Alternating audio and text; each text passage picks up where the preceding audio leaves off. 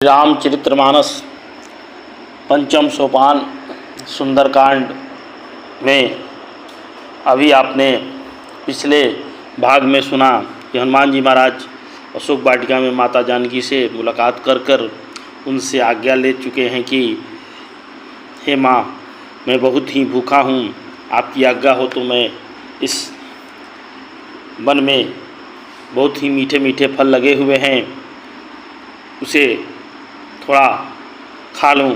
तो माँ सीता जी ने सिर हिलाकर उन्हें आज्ञा दी कि जाओ और वन में जो फल लगे हुए हैं उसे खा लो। और हनुमान जी महाराज वन में लगे फल को खा रहे हैं, थोड़ा अशोक वाटिका को उजाड़ कर इधर उधर फेंक रहे हैं और वृक्षों को उखाड़ कर इधर उधर फेंक रहे हैं। इन सब बातों को देखकर वन के जो रखवाले हैं, राक्षस हैं, वो लंकापति रावण के पास जाकर ये सूचना देते हैं कि एक बंदर आया है, उसने अशोक वाटिका उजाड़ डाली, फल खाएं, वृक्षों को उखाड़ डाला और रखवाले को मसल मसल कर ज़मीन पर मार डाला। यह सुनकर रावण ने बहुत से योद्धा भेजे। उन्हें देखकर हनुमान जी ने गर्जना की। हनुमान जी ने सब राक्षसों को मार डाला। कुछ तो अधमरे थे, चिल्लाते हुए भागे। फिर रावण ने अक्षय कुमार को भेजा, वह असंख्य श्रेष्ठ योद्धाओं के साथ लेकर चला। उससे आते देख हनुमान जी ने एक वृक्ष हाथ में लेकर ललकारा और उसे मारकर महाध्वनि बड़े जोर से गर्जना की। आगे कहते हैं तुलसीदास जी महाराज, उन्होंने सेना में कुछ को मार डाला, कुछ को मसल डाला, कुछ को पकड़ कर धूल में मिला दिया। कुछ ने फिर जाकर पुकार की कि हे प्रभु, बंदर बहुत ही बलवान है। पुत्र का वध सुनकर रावण क्रोधित हो उठा। उसने अपने ज्येष्ठ पुत्र बलवान मेघनाथ को भेजा। उसने कहा कि हे पुत्र, मारना नहीं, उसे बांध लाना। उस बंदर को देखा जाए कि कहाँ का है और कितना बलवान है। इंद्र को जीतने वाला अतुलनीय योद्धा मेघनाथ चला। भाई का मारा जाना सुन उसे क्रोध हो गया। हनुमान जी ने देखा कि अब की भयानक योद्धा आया है, तब वे करकटाकर गरजे और दौड़े।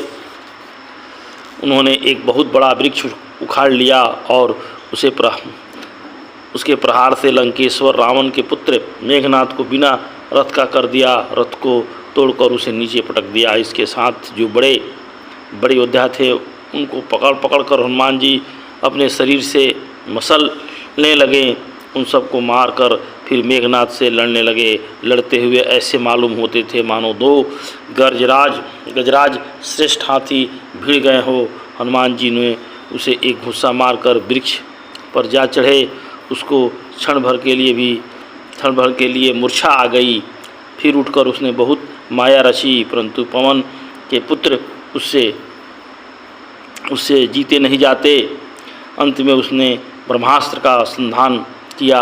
तब हनुमान जी ने मन में विचार किया कि यदि ब्रह्मास्त्र को नहीं मानता हूँ तो उसकी अपार महिमा मिट जाएगी।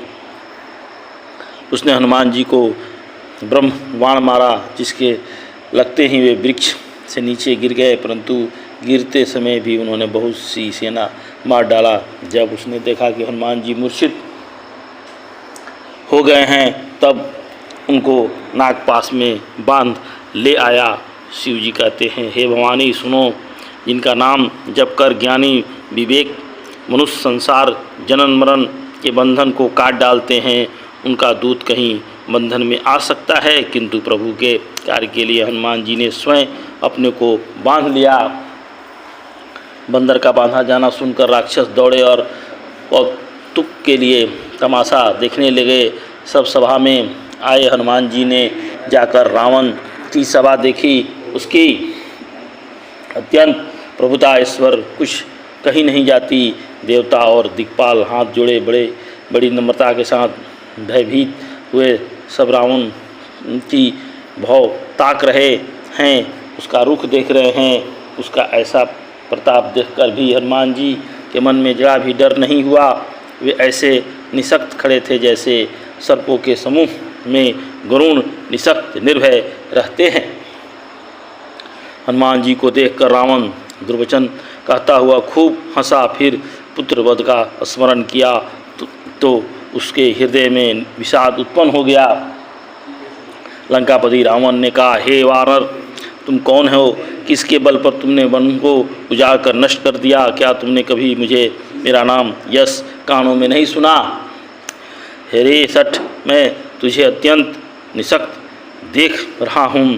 तुमने किसी अपराध से राक्षसों को मारा। हे मूर्ख, बता, क्या तुझे प्राण जाने का भय नहीं? हनुमान जी ने कहा, हे रावण, सुन, जिनका बल पाकर माया संपूर्ण ब्रह्मांड में ये समूहों की रचना करती है, जिनके बल से हे दस शीश ब्रह्मा विष्णु महेश सृष्टि का सृजन पालन और संहार करते हैं, जिनके बल से सहस्त्र मुखों वाले शेष जी पर्वत और वन सहित समस्त ब्रह्मांड को सिर पर धारण करते हैं, जो देवताओं की रक्षा के लिए नाना प्रकार के देह धारण करते हैं, और तुम्हें जैसे मूर्खों को शिक्षा देने वाले हैं, जिन्होंने शिव जी के कठोर धनुष को तोड़ डाला और उसी के साथ राजाओं के समूह का गर्व चूर कर दिया, जिन्होंने खर दूषण त्रिशिरा और बालिका को मार डाला, जो सब के सब अतुलनीय बलवान थे, जिनके लेस मात्र बल से तुमने समस्त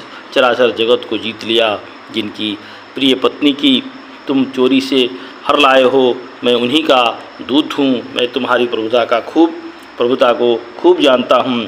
सहस्त्रबाहों से तुम्हारी लड़ाई हुई थी और बाली से युद्ध करके तुमने यश प्राप्त किया था। हनुमान जी ने मार्मिक वचन सुनकर रावण ने हंसकर बात टाल दी। हे स्वामी, मुझे भूख लगी थी, इसलिए मैंने फल खाए और वानर स्वभाव के कारण वृक्ष तोड़े। हे निशाचरों के मालिक, देह सबको परम प्रिय हैं। कुमार्ग पर चलने वाले दुष्ट राक्षस जब मुझे मारने लगे, तब जिन्होंने मुझे मारा उनको मैंने भी मारा। इस पर तुम्हारे पुत्र ने मुझको बांध लिया, किंतु मुझे अपने बांधे जाने की कुछ भी लज्जा नहीं है। मैं तो अपने प्रभु का कार्य किया। हे रावण, मैं हाथ जोड़कर तुमसे विनती करता हूँ कि तुम अभिमान छोड़कर मेरी सीख सुनो। तुम अपने पवित्र कुल का विचार करके देखो और भ्रम को छोड़कर भक्त भय हारी भगवान को भजो। जो देवता राक्षस और समस्त चराचर को खा जाता, वह काल भी जिनके डर से अत्यंत डरता। जिनके कदापि वैर न करो और मेरे कहने से जानकी जी को दे दो। खर के शत्रु श्री रघुनाथ जी शरणगतों के रक्षक और दया के समुद्र हैं। शरण जाने पर प्रभु तुम्हारा अपराध भूलकर तुम्हें अपना शरण में रख लेंगे। तुम श्री राम जी के चरण कमलों को हृदय में धारण करो और लंका का अचल राज करो। ऋषि पुलकस जी का यश निर्मल चंद्रमा के समान है, उस चंद्रमा में तुम कलंक न बनो। राम नाम के बिना वाणी शोभा नहीं पाती। मद मुह को छोड़ विचार कर देखो। हे देवताओं के शत्रु, सब गहनों से सजी हुई सुंदरी स्त्री भी कपड़ों के बिना नंगी शोभा नहीं पाती। राम विमुख पुरुष की संपत्ति और प्रभुता रही हुई भी चली जाती, और जिनका पाना न पाने के समान है। जिन नदियों के मूल में कोई जल स्रोत नहीं है, अर्थात जिन्हें केवल बरसात का ही आसरा है, वे वर्ष बीत जाने पर फिर तुरंत ही सूख जाती हैं। हे रावण, सुनो, मैं प्रतिज्ञा करके कहता हूँ कि राम विमुख की रक्षा करने वाला कोई भी नहीं है। हजारों शंकर, विष्णु और ब्रह्मा भी श्री राम जी के साथ द्रोह करने वाले तुमको नहीं बचा सकते हैं। इसलिए तुम हमारी बात मानो और माता सीता को हमें दे दो। मोह ही जिसका मूल है, ऐसे बहुत पीड़ा देने वाले तम रूप अभिमान का त्याग कर दो और रघुकुल के स्वामी, कृपा के समुद्र भगवान श्री राम जी का भजन करो। यद्यपि हनुमान जी के भक्ति, ज्ञान, वैराग और नीति से सनी हुई बहुत सी हित वाणी कही तो भी वह महान अभिमानी रावण बहुत हंसकर व्यंग बोला कि हमें यह बंदर बड़ा ज्ञानी गुरु मिला। हे दुष्ट, तेरी मृत्यु निकट आ गई। अधम मुझे शिक्षा देने चला है। हनुमान जी ने कहा, इससे उल्टा ही होगा। यह तेरा मति भ्रम है, मैं प्रत्यक्ष जान लिया है। मैंने हनुमान जी के वचन सुनकर वह बहुत ही कुपित हो गया और बोला, अरे इस मूर्ख का प्राण शीघ्र ही क्यों नहीं ले लेते। सुनते ही राक्षस उसे मारने दौड़े। उसी समय मंत्रियों के साथ विभीषण भी वहाँ आ पहुँचे। उन्होंने सिर रवाकर और बहुत विनम्रता से रावण से कहा कि दूत को मारना नहीं चाहिए, यह नीति के विरुद्ध है। हे गोसाई, कोई दूसरा दंड दिया जाए। सबने कहा, भाई यह सलाह उत्तम है। यह सुनते ही रावण हंस बोला, अच्छा तो बंदर को अंग भंग करके भेज दो, लौटा दो इसे, इसका नाक कान काट दो। मैं सबको समझाकर कहता हूँ कि बंदर का ममता पूंछ पर होती है, अतः तेल में कपड़ा डुबोकर इसे उसकी पूंछ में बांधकर फिर आग लगा दो। जब बिना पूंछ का बंदर वहाँ अपने स्वामी के पास जाएगा, तब यह मूर्ख अपने मालिक को साथ ले आएगा, जिनकी इससे बहुत बड़ाई ही की है, जिसका बहुत बड़ाई कर रहा है उसको अपने साथ लाएगा। मैं जरा उनकी प्रभुता सामर्थ्य तो देखूं। यह वचन सुनते ही हनुमान जी मन मुस्कुराए। मैं जान गया कि सरस्वती जी सहायक हुई हैं। रावण के वचन सुनकर मूर्ख राक्षस वही पूंछ में कपड़ा बांधने की तैयारी करने लगे। पूंछ के लपेटने में इतना कपड़ा और घी तेल लगा कि नगर में कपड़ा, घी और तेल नहीं रहा। हनुमान जी ने ऐसा खेल किया कि पूंछ बढ़ा लिया और नगर वासी लोग तमाशा देखने लगे। वे हनुमान जी के पैर से ठोकर मारने और उसकी बहुत ही हंसी उड़ाते थे, ढोल बजाते थे, सब लोग तालियां पीटते थे। हनुमान जी को नगर में फिराकर फिर पूंछ में आग लगा दी। अग्नि को जलते हुए देख हनुमान जी तुरंत ही बहुत छोटे रूप में हो गए और बंधक से निकलकर वे सोने की अटारियों पर जा चढ़े। उन्होंने देखा राक्षसियों की स्त्रियां भयभीत हो गईं। उस समय भगवान की प्रेरणा से 49 पवन चलने लगे। हनुमान जी ठास करके गरजे और बढ़कर आकाश में जा लगे और लंका देखते ही देखते जलने लगी।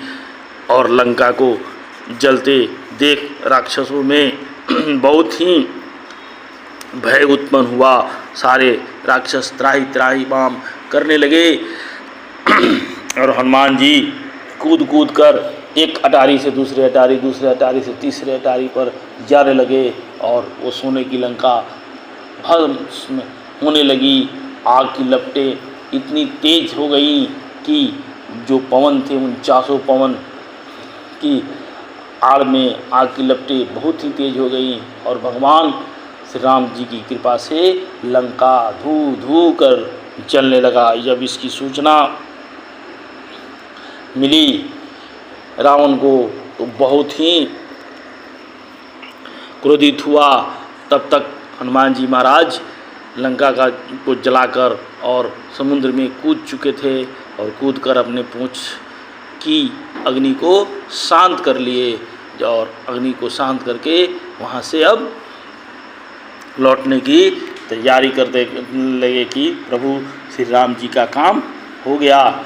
और वहाँ से लौटने से पहले उन्होंने सोचा कि माता सीता से एक बार मुलाकात हो जाए और माता सीता से उन्होंने मुलाकात करने के लिए वो चल पड़े। आगे की कथा मैं आपसे अगले भाग में सुनाऊंगा। जय श्री राम, जय श्री राम, जय सीताराम।